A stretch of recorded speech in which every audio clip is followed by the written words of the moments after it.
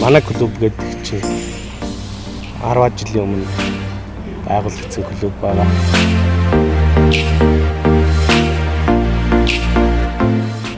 За тэгээд өвлийн цасан шуурга, ширүүн бороо, гол усны одоо аюул болох хүмүүс ч бүгдээрээ л тусалцаа өгсөн. Манай бүх клубүүд тэрэнд бол маш идэвхтэй оролцдог.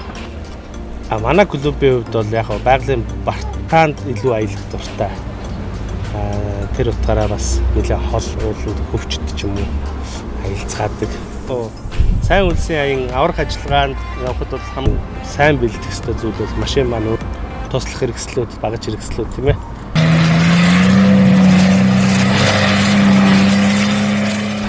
Манай клубийн археологийн хөрөлөнгийнхэнтэй бас хамтарч ажилладаг. Археологийн хөрөлийн малтлагууд дээр одоо техник хүрхээргүй техникийг хүргэж өгөх, тэгээ хоол хүнс хүргэж өгөх, экспедицийг буулгах, гаргах ийм ажиллагаануудад бас тасралтгүй оролцдог ийм клуб байгаа.